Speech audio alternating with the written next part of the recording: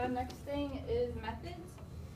So first, lethal injection, which is, there's 32 states that use it, and it's where you basically inject drugs into a person that are lethal and it causes immediate death.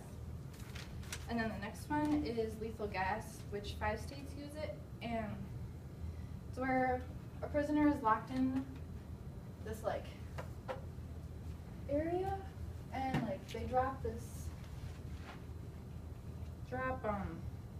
sodium cyanide into a pan of hydrochloric acid, and it forms this lethal gas.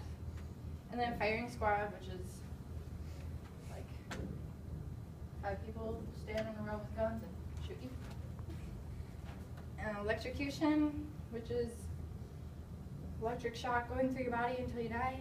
And then hanging, which is you get hung by a rope until you die. And then is minimum age and other rules. So 1986, the Supreme Court banned executing insane people because they thought it was wrong.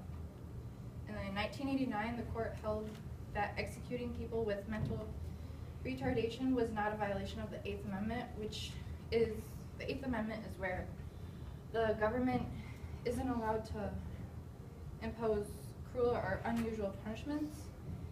And in 2002, they realized that it was wrong to do that to those kind of people. And then in 2005, the Supreme Court ruled that the death penalty for those who committed crimes under 18 was wrong, so the minimum age is 18. So controversy and debate. Those who don't agree with the death penalty find it inhumane and irreversible. They also say it's simply revenge and the worst violation of human rights. Those who agree say it prevents more crimes and prevents convicted criminals to repeat their actions. They also say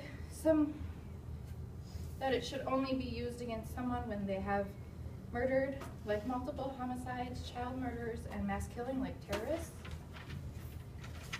Some say it discriminates against the poor and thinks it encourages a culture of violences, and also discriminates towards races, especially like in the older days. In the older days, like blacks and whites were separated and stuff.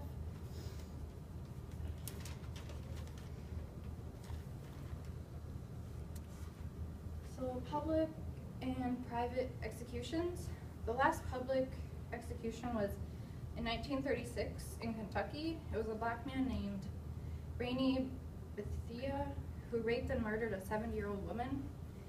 And public is when anyone can attend and it's open, and private is in a room or place enclosed from a public view, and we only use private now. And then the legal process and cost. There's 4 steps to the legal process. The first one's sentencing, and then the second one is direct review, which is when they go deeper into the evidence to make sure the decision that the judge makes is legal. The third is state collateral review, which is where the state can try and attack the judge's decision to change the final decision.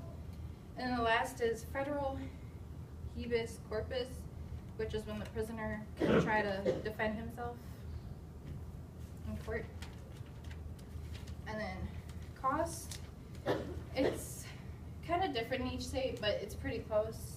And it costs more to have the death sentence take place than it is to lock someone up.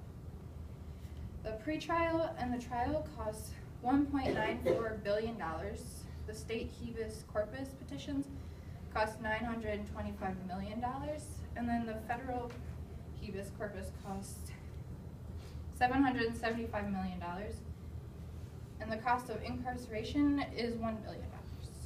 So after 20 years, we would end up saving $5 billion if we took away the death penalty.